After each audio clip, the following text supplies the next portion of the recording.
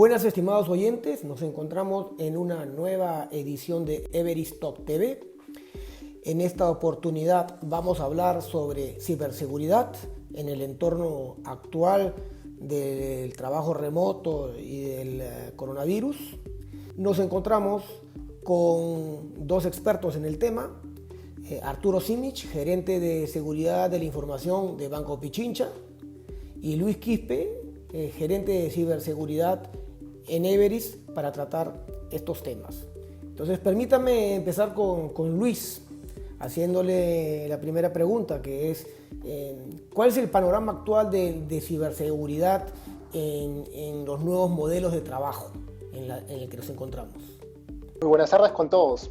A ver, esta pregunta es muy interesante y para entender cómo se ve afectado la parte de seguridad es importante ir un paso hacia atrás y entender cuál ha sido el contexto a nivel mundial. Y es que a raíz de la pandemia del coronavirus, muchas empresas de diferentes sectores han acelerado su proceso de transformación digital y han habilitado nuevos modelos de trabajo que permitieran seguir operando y responder a las necesidades del mercado que cada vez cambian. Entonces, en medio de esta situación, hay quienes pensamos que esto ha sido un punto de inflexión y los modelos de trabajo que han ido evolucionando, algunos de ellos han llegado para quedarse. ¿Cuáles? Con seguridad, el teletrabajo, trabajo remoto ha sido uno de ellos. Entonces, cuando hablamos de teletrabajo, es importante identificar a todos los actores involucrados. Por un lado tenemos las organizaciones, que son los que habilitan los diferentes mecanismos de acceso remoto a sus colaboradores.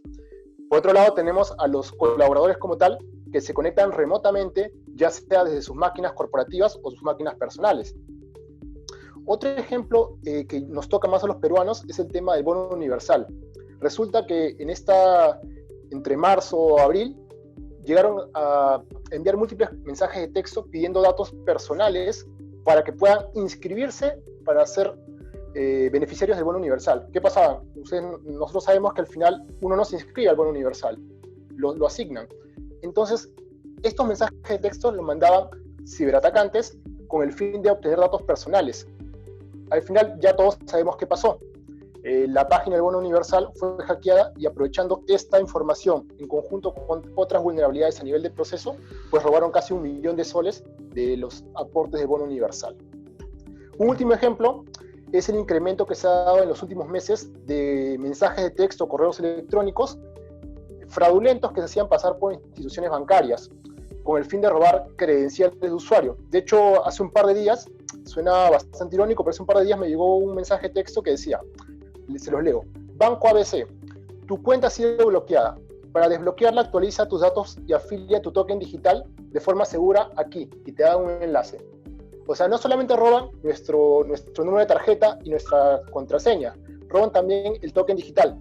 Y con el token uno puede hacer transacciones online, es decir, puede hacer pagos, puede hacer transferencias, etc., ¿no? Entonces, al tener todos estos datos, los atacantes finalmente lo que podían es tener acceso no autorizado a todas las transacciones financieras. Y así como estos ejemplos, hay muchos por cada uno de los frentes. Claro, definitivamente estamos en un entorno diferente completamente. Y Arturo, en el banco sabemos que la ciberseguridad era un tema que todas las entidades financieras están siempre alertas, pero en este nuevo contexto, ¿tú consideras que la seguridad de la información ha cobrado una relevancia, una importancia diferente a la que se tenía hasta hace unos pocos meses? Bueno, gracias por la invitación. Frente a la pregunta, consideramos que inevitablemente todos estamos poniendo el tema de seguridad de información y ciberseguridad dentro de la agenda en una prioridad mayor a la que se tenía antes, ¿no? Las empresas que ya han logrado una importante presencia en el mundo digital están reforzando sus medidas de seguridad y de control en todos los ámbitos. Y por otro lado, las empresas que estaban en ese tránsito están acelerando sus procesos de transformación y de irse al mundo digital, y por lo tanto tienen que ir acompañados con las medidas de seguridad. Creo que algo muy ilustrativo de esta situación se ha dado en el acceso remoto que se ha dado a los colaboradores, ¿no? Creo que nadie pensaba tener el 70% de sus colaboradores trabajando de manera remota, ¿no? Y eso ha involucrado pues no solamente poner las tecnologías que habilitaran ese acceso remoto, sino poner las seguridades del caso, establecer procedimientos rápidos, pero a la vez seguros y confiables para el otorgamiento de esos accesos.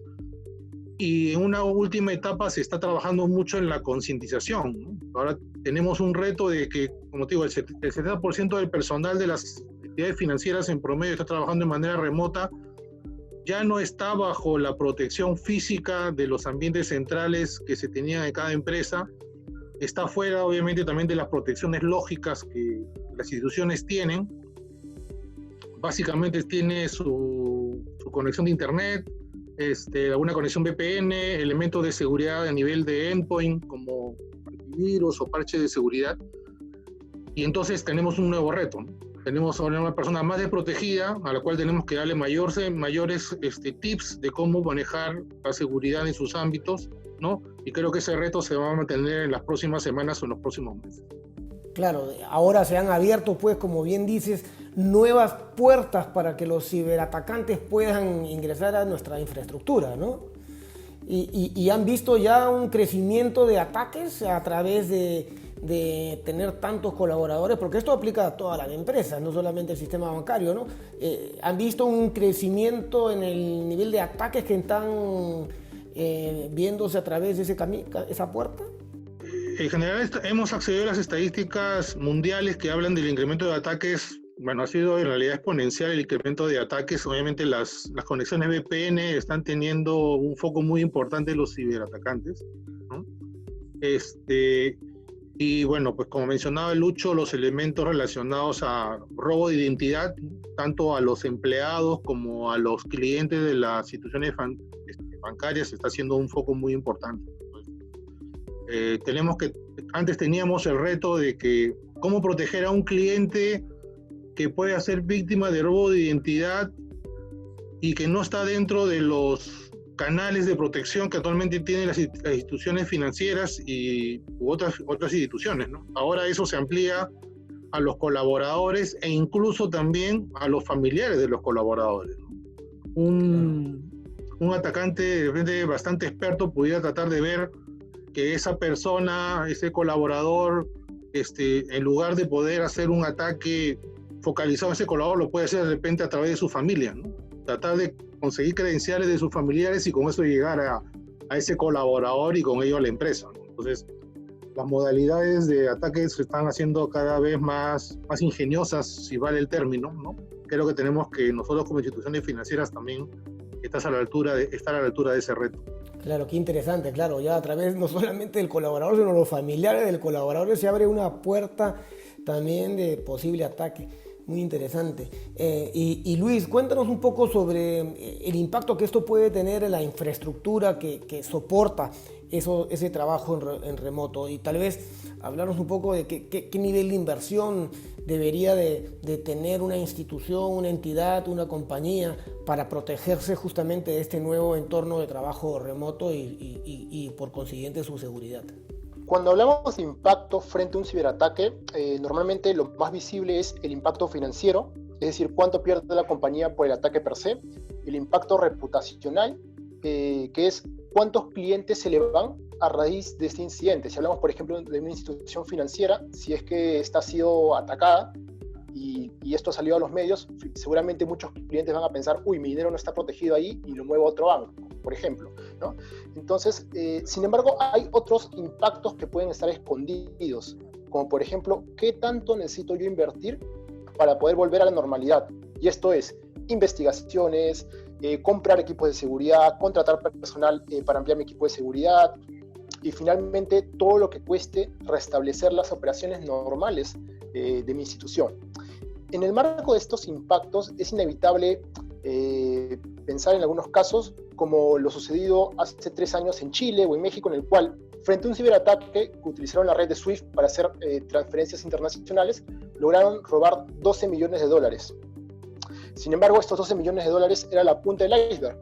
Ya cuando los números se sinceraron, hablábamos de cantidades que ya rozaban los cientos de millones de dólares solamente en investigación, herramientas y poder volver a la normalidad.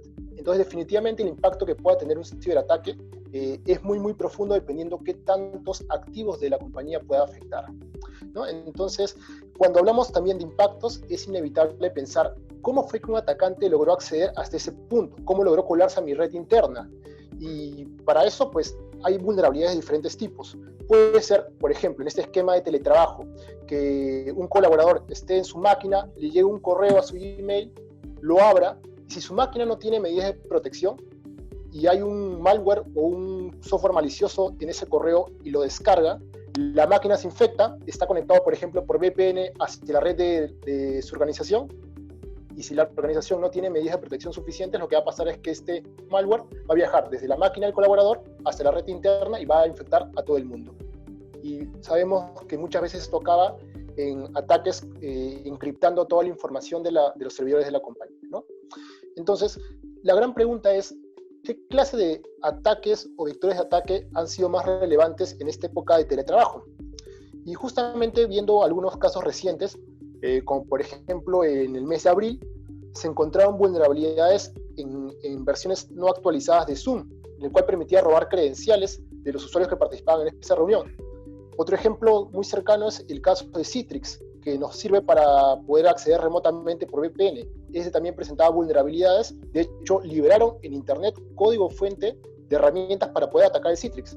Entonces, si en una compañía el servidor principal que nos permite ser la puerta de entrada hacia la red interna es comprometido, un atacante puede saltar y usarlo como un trampolín, de hecho, para meterse a la red interna.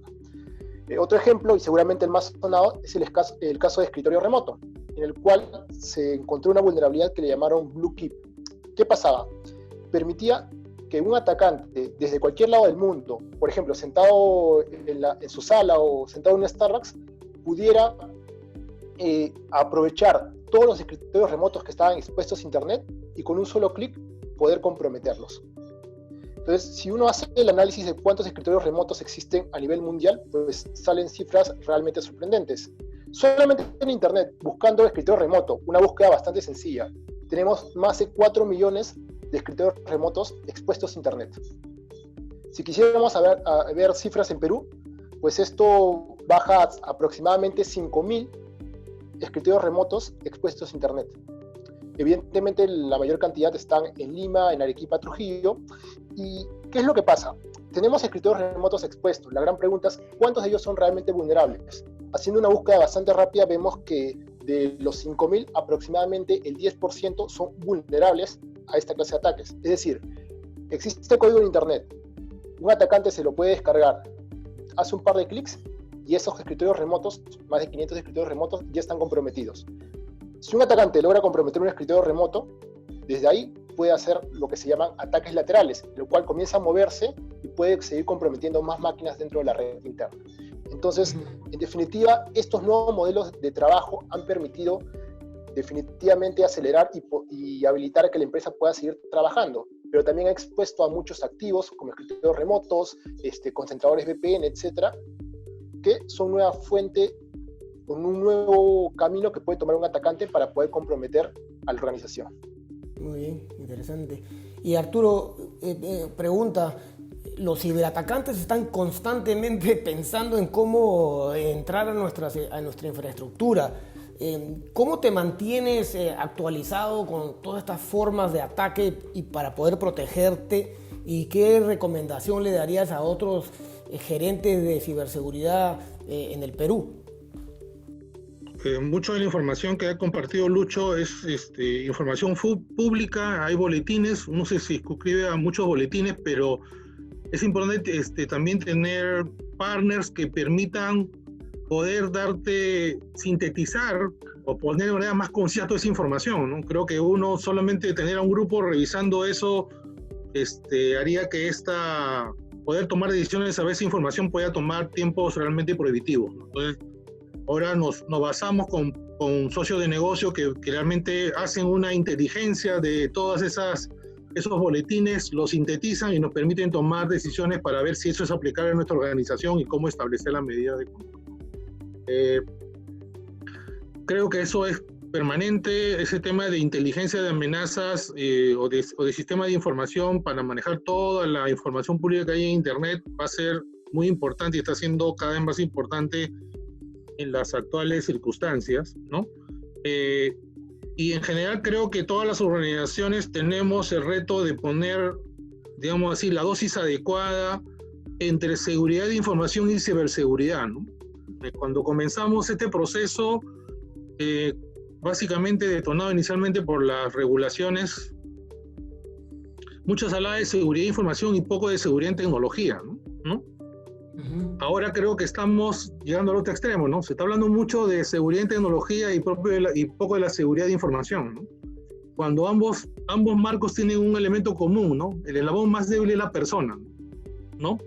Y esa persona no va a conocer de VPNs, no va a conocer de RDP, ¿no? Él sabe cómo la utiliza y cómo le es útil para su día a día como profesional o como persona. Entonces, creo que nos olvidamos mucho de ese eslabón. Creo que todos tenemos en mayor o menor dimensión una agenda pendiente, ¿no?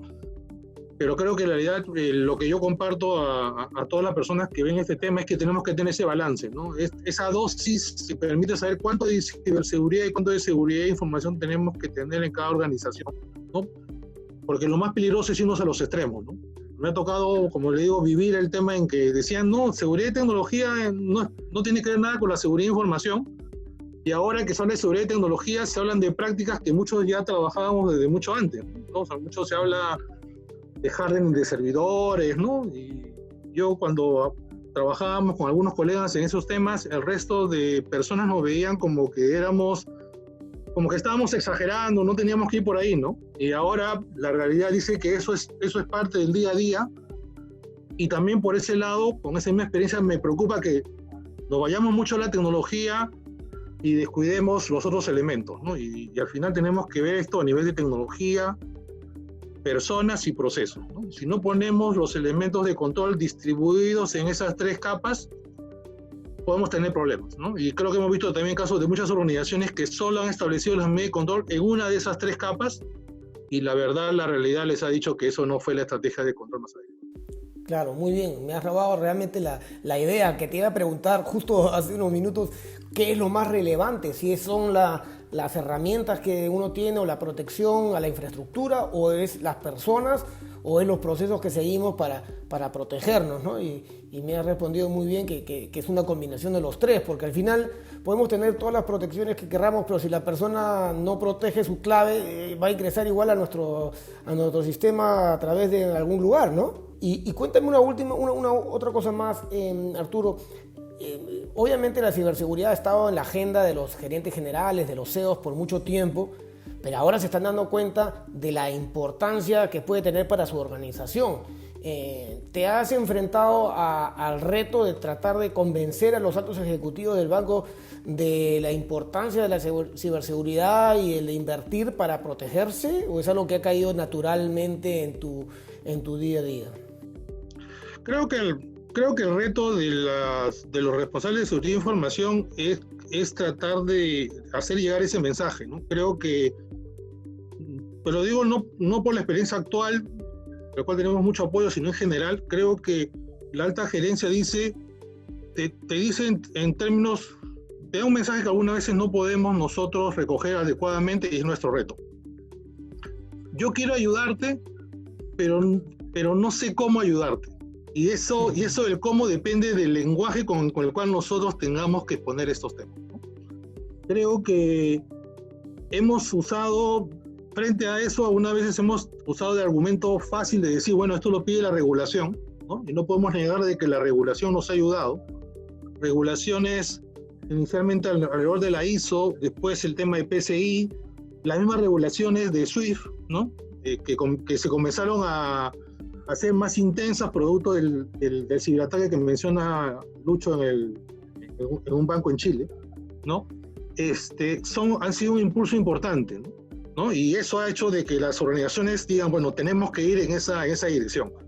Pero creo que en mayor o menor dimensión todavía nos falta el otro elemento de negocio, ¿no? Ponerlo ya en términos de negocio, decir de que esto es importante para la transformación digital, es importante para una organización que toma decisiones basadas en datos, ¿no? Y yo creo que en promedio, ¿no? Como digo, hay organizaciones que han avanzado más que otras, todavía todos tenemos una agenda pendiente por resolver en ese sentido. Claro, sobre todo que en nuestro país no se caracteriza por ser lo más precavidos, es decir, inclusive lo podemos ver en el ratio de uso de seguros por habitante, ¿no? Somos un país donde no compra muchos seguros y para mí invertir en seguridad es comprarte un seguro, ¿no? Porque tienes todo tu patrimonio en tus sistemas tecnológicos, ¿no? Sí, muy cierto. El concepto de seguro es uno de los elementos que deberíamos también incluir dentro de ese esfuerzo de comunicar a la organización la ciberseguridad en un lenguaje de negocio. Y relacionadas con este punto, Luis, ¿qué herramientas podemos encontrar o utilizar para chequear qué tan vulnerables somos, para asegurar que estamos protegiéndonos de la manera adecuada? Entrando un poquito más a temas más técnicos, ¿qué le recomiendas al público cómo utilizar herramientas para chequear si somos o no vulnerables? Claro, en el mundo de la seguridad particularmente existen dos grandes enfoques que suelen estar divorciados cuando en realidad por naturaleza deberían ir juntos y crear sinergias. Me refiero al enfoque estratégico y al enfoque táctico. Entonces, ¿qué pasa? Los que se van por la parte de estrategia buscan desarrollar una estrategia de seguridad, poder identificar activos y finalmente se llenan de documentos, se llenan de PPTs que si no se aplican quedan en el olvido. Por otro lado están aquellas organizaciones que suelen irse por un enfoque un poco más táctico en el cual compran herramientas, compran dispositivos, hacen muchas pruebas y la gran pregunta es, ¿qué estás protegiendo? ¿Realmente lo que proteges es importante o es que por ahí hay otro activo que es más importante y lo estás dejando descuidado? Entonces, si no tenemos un horizonte sobre cuál utilizar las herramientas, definitivamente pues no vamos a poder apuntar hacia el lado correcto. Entonces, en ese escenario es importante poder mezclar ambas estrategias, tanto un enfoque estratégico como un enfoque táctico. Y cuando hablo de estrategia me refiero a saber cómo se alinea seguridad con el negocio, cómo defendemos los diferentes tipos de activos de información, con qué frecuencia, de qué forma, cómo gestiono los riesgos, qué tanto riesgo estoy dispuesto a asumir. Muchas compañías, por ejemplo, tienen un apetito de riesgo de nivel medio. ¿Eso qué significa? Si, por ejemplo, se encuentran vulnerabilidades que son de riesgo alto o riesgo crítico, las atacan. Pero si no, asumen el riesgo y prefieren seguir operando. Esas decisiones de negocio son puntos importantes que se definen a nivel de estrategia. Cuando esa estrategia esté establecida, lo importante es que todas aquellas tareas tácticas estén alineadas a la estrategia. Y cuando hablo de tareas tácticas me refiero a tengo un programa de actualización de mi sistema de gestión de seguridad de información. Tengo un programa de pruebas técnicas y profundas que me permitan verificar si es que el nivel de seguridad de mis equipos, tanto de la parte interna como la parte externa, está adecuadamente protegido. Hablo de pruebas técnicas tipo ethical hacking, tipo pruebas de hardening, etc. Más allá de las pruebas que podamos realizar de manera preventiva, es importante entender que ciberseguridad es un tema constante, por lo cual, si tenemos la premisa que con solamente la parte preventiva estamos bien, hay que recordar que eventualmente, si un atacante tiene tiempo y recursos, probablemente pueda llegar a comprometer nuestros activos. Entonces es importante complementar la parte preventiva con un monitoreo constante, es decir, monitoreo para identificar si es que ha habido alguna intrusión dentro de nuestros activos. Y finalmente, si es que el incidente ya se desató, es importante complementarlo con un programa de respuesta ante incidentes que nos permita actuar rápidamente frente al incidente, poder identificar la causa raíz, poder contenerlo y poder tomar las acciones correctivas necesarias para poder erradicarlo de raíz. Todo esto, evidentemente, como mencionaba Arturo, es importante permearlo con una capa de concientización constante a los colaboradores. ¿Por qué? Porque por muchos equipos de seguridad, por muchos procedimientos que tengamos dentro de nuestra compañía, si finalmente el colaborador da clic a ese adjunto, se descarga una foto o visita una página web infectada, al final todos los demás elementos de seguridad pudieran no ser suficientes frente a esta clase de ataques. Entonces, digamos que estas medidas son complementarias entre sí, que nos permiten tener un mejor nivel, una mejor postura de seguridad al interno de la organización. Y estas herramientas para hacer justamente el ethical hacking y estar constantemente chequeando tu vulnerabilidad, me imagino que también, relacionado con la pregunta que le hacía Arturo, deben estar en constante evolución, porque nuevamente estos hackers dedican 24/7 a la semana buscando maneras de entrar. ¿Qué nos puedes comentar al respecto? ¿Qué tan frecuente hay que actualizar estas herramientas? Así es. De hecho, normalmente las herramientas tienen una base de datos de todas las vulnerabilidades conocidas que existen de manera mundial. Entonces, es importante que estas herramientas de seguridad, si forman parte de nuestro conjunto, nuestro pipe de herramientas que utilizamos, que las podamos actualizar constantemente. Una vulnerabilidad que sale en agosto probablemente no va a ser detectada por nuestra herramienta si es que no la actualizamos y esa vulnerabilidad no está incluida dentro de su base de datos. En ese sentido, la parte de actualización de herramientas es muy, muy importante y a veces dejado de lado. Por la parte de las pruebas que son un poco más manuales, porque de hecho las herramientas tienen cierto alcance, tienen cierto enfoque y, digamos, dan un primer vistazo de cuál es el nivel de seguridad dentro de los activos de la compañía. Sin embargo, es importante complementar esas pruebas automatizadas con herramientas, con pruebas un poco más manuales, un poco más customizadas si se quiere, pero que permitan llegar a un mayor nivel de profundidad. Un caso muy relevante, por ejemplo, es probar las aplicaciones transaccionales. ¿Qué es lo que pasa? Una herramienta, por su naturaleza, puede llegar a encontrar vulnerabilidades de seguridad, las típicas, pero no va a encontrar si es que existe una falla a nivel de negocio, de la lógica de negocio de la aplicación, que permita hacer transferencias no autorizadas o que se permita realizar pitufeo. Pitufeo es cuando, por ejemplo, se hace una transferencia a una cuenta y por debajo hay un código que envía centavos de sol hacia otra cuenta de manera no autorizada. Evidentemente uno no se da cuenta porque si desaparece un centavo probablemente pase desapercibido. Pero imagínense la cantidad de transacciones al día por todo el tiempo en el cual esto ocurre, al final es un gasto significativo para las empresas. Entonces, esta clase de vulnerabilidades normalmente no se encuentran con herramientas. Entonces es importante hacer esa combinación entre herramientas actualizadas, pruebas profundas, evidentemente con un equipo que esté en constante capacitación, porque finalmente ante nuevos modelos de ataque, nuevos vectores de ataque, es importante que este equipo que hace las pruebas sepa cómo adaptar esos nuevos vectores de ataque para incluirlos como parte de la batería de pruebas que va a realizar. Muy bien, gracias Luis.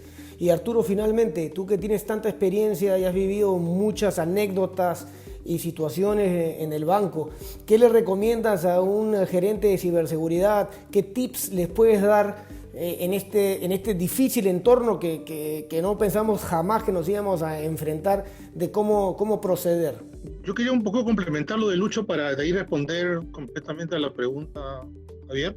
Creo que a los elementos que Lucho mencionaba, hay algo muy importante que debe, o sea, las primeras actividades que debe hacer un responsable de seguridad cuando entra a una organización es ver qué herramienta de seguridad cuenta actualmente y si estas están siendo eficaces en ese momento, ¿no?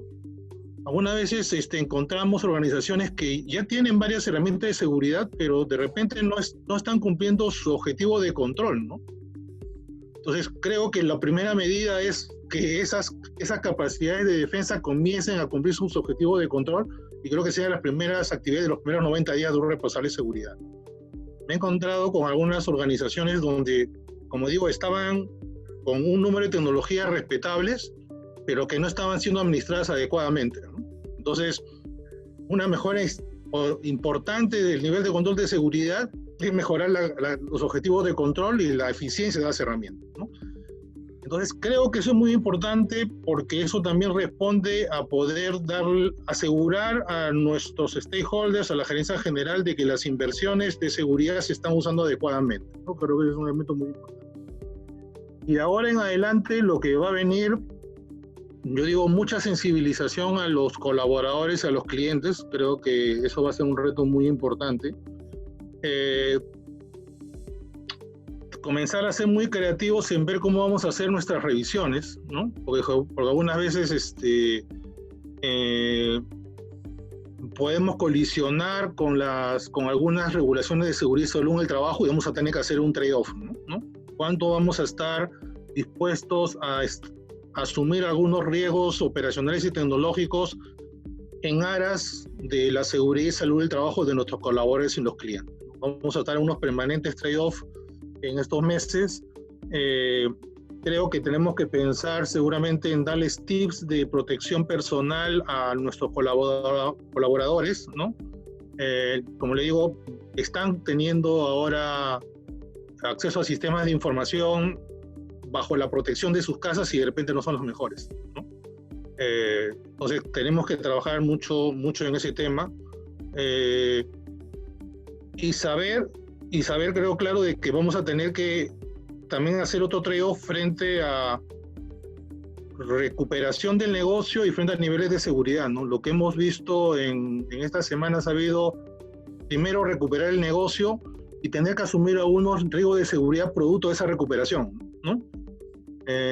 Tenías que evacuar la casa, ¿no? Y bueno, algunas veces no puedes salir tan abrigado a la calle como quisieras, ¿no?